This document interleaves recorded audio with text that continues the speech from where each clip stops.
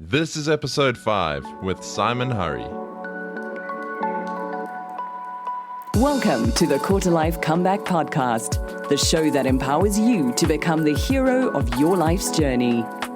With your host, Brian Tier.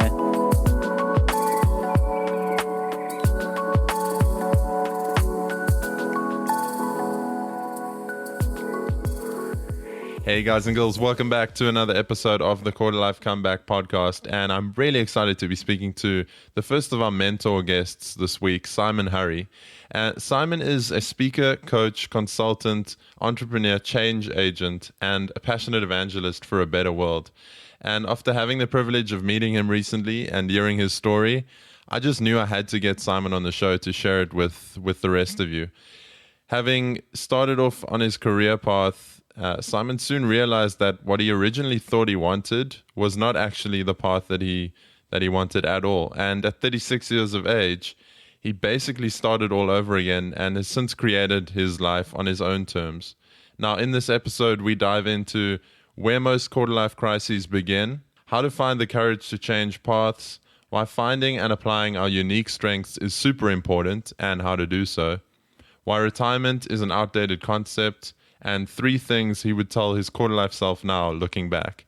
Full show notes, including the links and resources we mentioned in the episode, can be found at briantier.com/005. And if you guys like this episode, I'd love to hear from you. But for now, let's go hang out with Simon.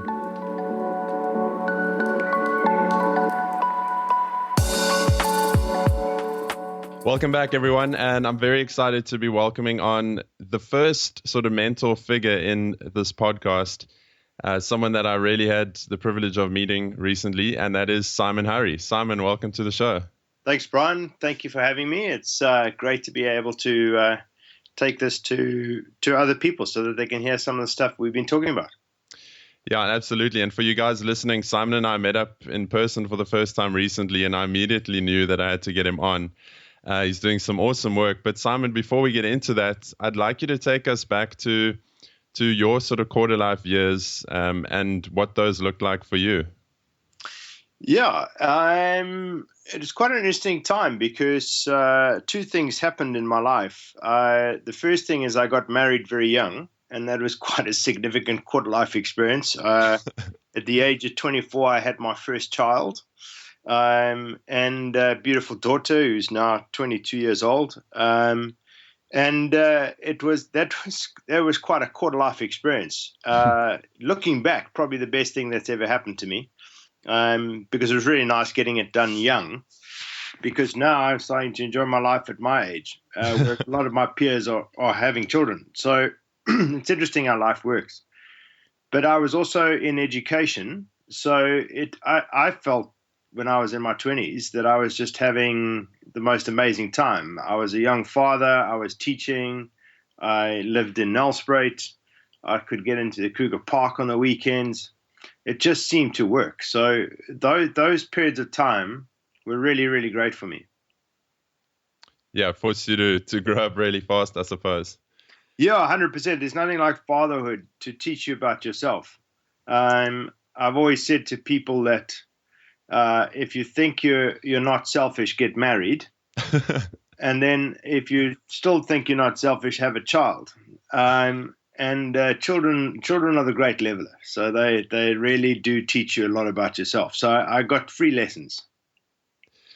Now, Simon, when we were chatting in person, you mentioned that you kind of got to a point where I think you were about 36 and you had to start all over. Could you share some of that story with us? Well, I think part of the 20s was you pick a trajectory and you presume that trajectory is going to be what it is for the rest of your life. And it was the same with me in education. So you contextualize your environment around the direction you've picked. So the logical growth and development for me was educational leadership. So after doing a variety of different things in the education sphere in secondary education, the logical next step was to become a deputy head and then a headmaster. The interesting thing was that as I got in to sort of run a school for a year, I realized that in that particular space, this isn't what I want. And I think that that's where a lot of the crisis comes in, is the presumption that the trajectory we start on is the one that we have to finish with. And that's where the crisis came in for me. And then it wasn't really something I chose. It was just circumstance. And the circumstance was that I'd got myself into a position where I really felt I was out of depth. There was big misunderstanding as to why I wanted to do the role between myself and the chairman of the board. And basically, I just got myself into an awkward position in my life. And I knew that it needed to change. And that's really what took place. Yeah, I think that's so valuable for everyone listening, is how you said that, we start out on a certain path and then we get to a point where we realize like maybe it's not the path we actually wanted. And I mean, it can be super difficult. I suppose I experienced the same sort of thing in my own career, but it can be super difficult to look at it and think, well, is this just the way things are, or how the working world works? Or have I maybe made a mistake, or if you want to use that word. But how do you find that courage to start over and to admit to yourself that, well, maybe this isn't what I actually wanted? Well, I think it's extremely hard. I think it's extremely hard even today, simply because we have this sense that if we change direction, it's failing. It's admitting that your previous pathway was wrong. In many ways, it plays out in our personal relationships in the same way. We'll end one relationship, feel guilty that we did something wrong, be nervous about the next relationship. And the reality is, I think what has helped me is to begin to understand my life is a book filled with different chapters. And each pathway represents a chapter. So for me, the educational journey, my foray into educational leadership was an interesting chapter that certainly had some fascinating stories that would sort of engross the reader in what I was doing. And then suddenly I changed direction, which opens up a new thread in the new chapter, which makes quite an interesting read, you see. And I think that's what our lives should be. I think our lives should be an interesting read. No one really wants a book where right in the opening chapter people say, was born, got married, had 3 children, lived happily ever after. Awesome. Have a lovely day. The white picket fence. 100%. If that's part of your chapter and that's what you want to do, fantastic. But I think looking back now in my life, if I had just understood that life is actually these aggregation of experiences, you just have more fun. And that's exactly what I'm doing now, is I'm aggregating experiences as opposed to defining a set pathway. And I think that's what life should be. Yeah, it reminds me of Steve Jobs' analogy where he said you can't connect the dots looking forward, you can only connect them looking backwards. 100%. And looking back, I can connect them. And that connection, if you start building it around what you love, which is very much Steve's philosophy, and you build these experiences around what you love, it's an incredibly powerful experience to begin a journey, to begin a thread, and then tie it into your previous threads, because that's the key thing. No one wants a new book every chapter. So the challenge for me was first to realize that this wasn't the end. It also wasn't the beginning. It was just a shift, a gear change, for a new experience, to contextualize everything I had gained on the journey that far, to explore what it is that I really wanted to experience next. And that's what it was for me, which has set me on the kind of last chapter that I've been on for the last 8-9 years. Yeah, man, I love this imagery of the books and the chapters. And I think that's a cool segue into the next topic I want to talk about. And that is fast forwarding a couple of chapters and to what you are doing now. When we met up, I asked you what it is exactly that you do, and you said you play. which I loved. And could you go into what it is that you're doing now, these latest few chapters after this 8 and 9 years? Well, I think the first part of the chapter was of the latest sort of story has been discovering who I am. And then the last half of the chapter has been about how I've explored who I am within the context of creating value to the world. So I believe that if we want a secure future, we have to translate who we are into something of value that meets someone else's need. So the fun that I've had has been a contrasting fun. It hasn't been happiness, which I think a lot of people get confused with. It's been a sense of I love what I do in trying to meet people's needs in a variety of different ways, and giving myself the permission to learn what that is, what that means, and what works and what doesn't work. Because it's probably been the most stressful, hard, uphill in my entire life. But it really sort of come across this intoxicating feeling of I'm alive. And really what I do is I take who I am, the talents that I believe that I have, and I contextualize it into a space where I think people need clarity. One of the things that I really enjoy doing is helping people gain clarity in their lives, clarity around issues, clarity around problems. And I believe that once we have clarity, we can make better decisions going forward. We can enjoy our journeys better. We can craft better stories. We can just have more fun. And that's really what I've been doing. That's amazing. I love it. And something I want to, something I want to ask you is, you mentioned two things which I kind of know are related from our conversations prior, but you said you figured out who you really were, and then you also help people gain clarity.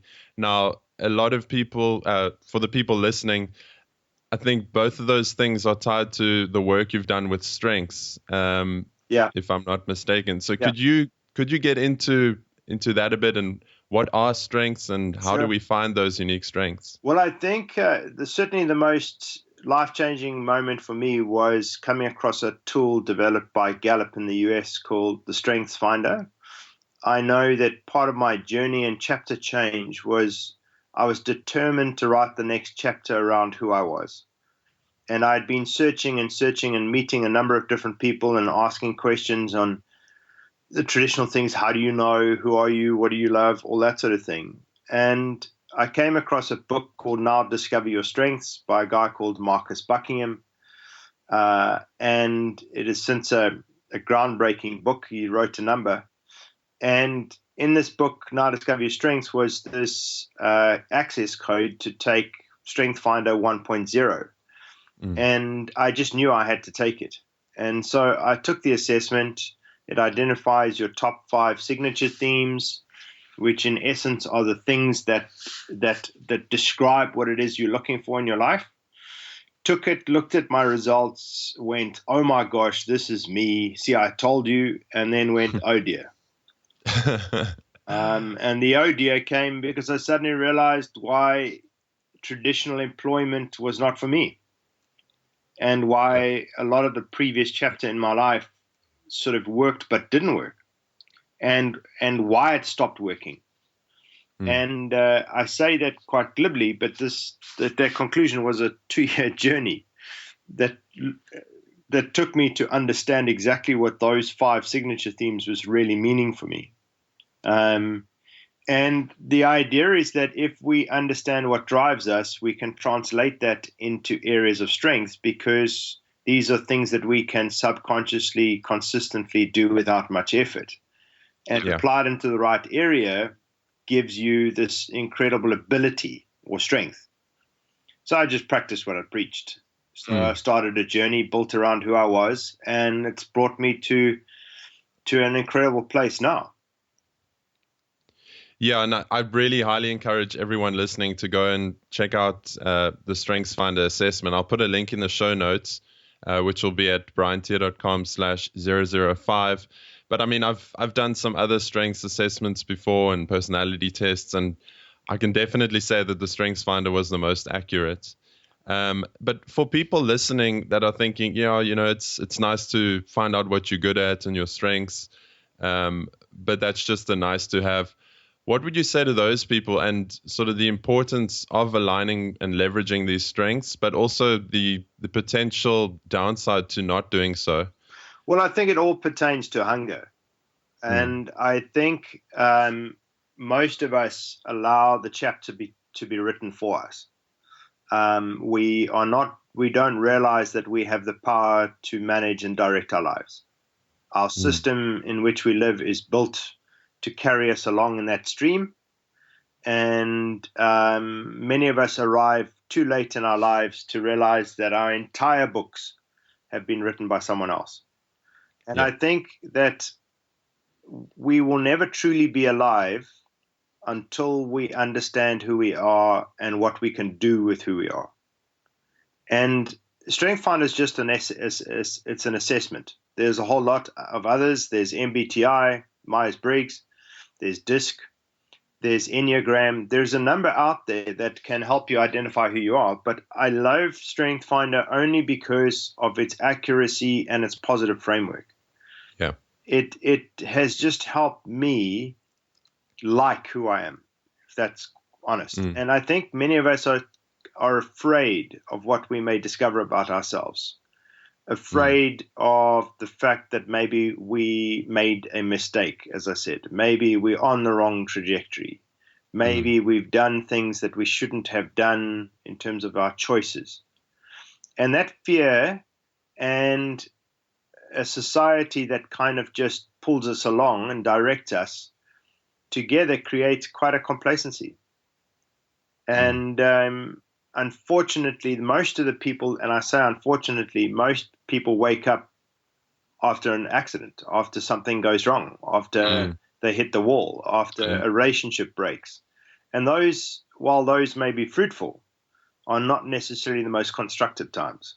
So I always say prevention's better than cure.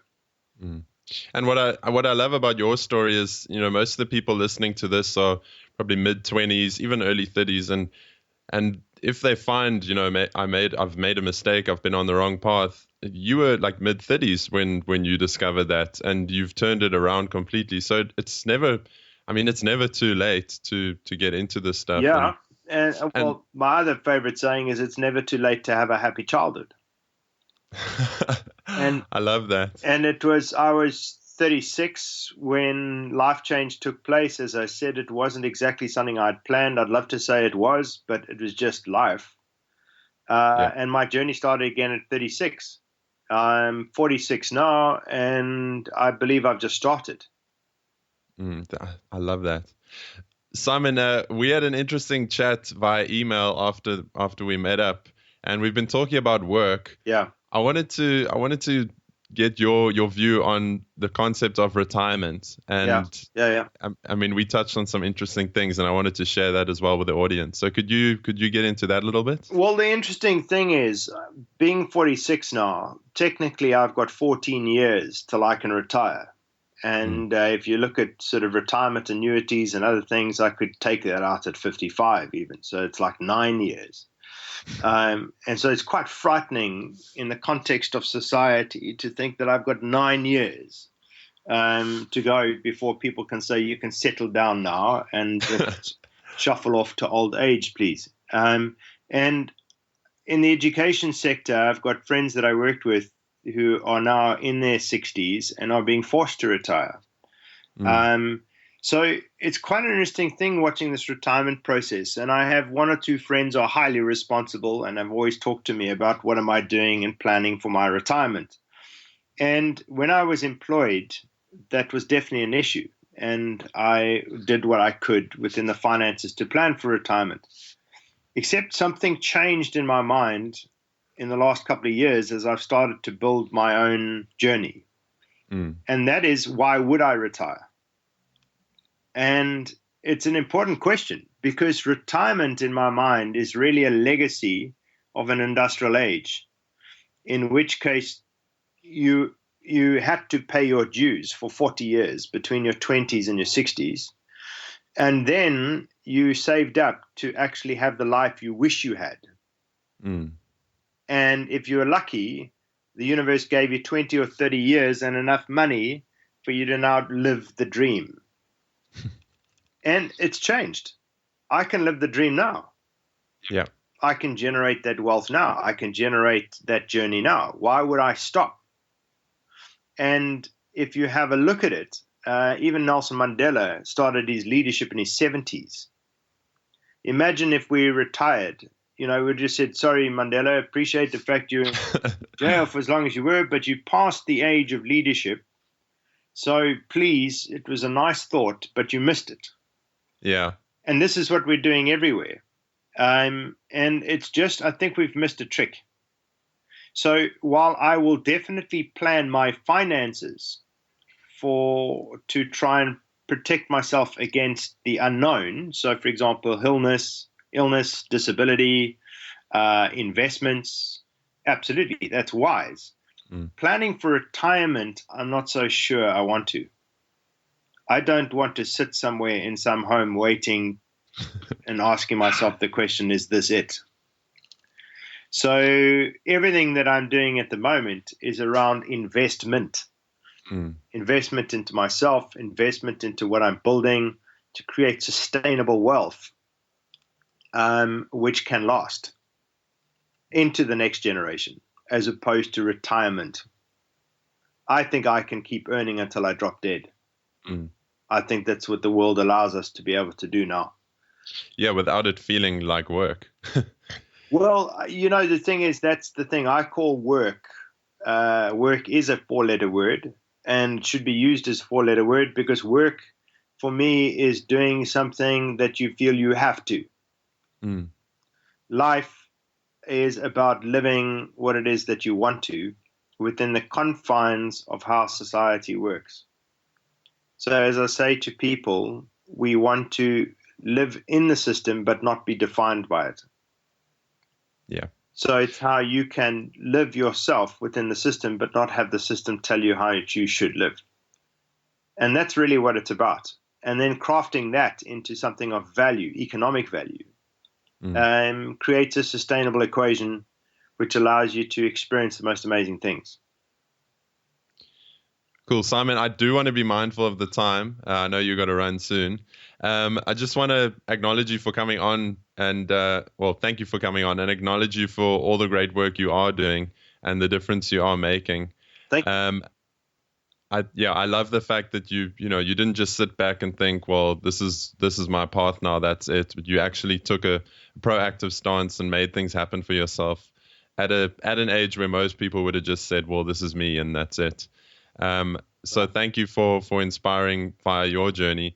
Before I get on to the final question, how can people find out more about your work and get hold of you across social media and all that sort of thing? On the full gamut of social media, but probably the best ways to find me is to have a look at my domain, simonhurry.com. That will give you a pretty good idea of all the different projects and experiences that I'm cultivating for myself at present. More specifically around the consulting work I do in business, you can see humanstrategy.coza.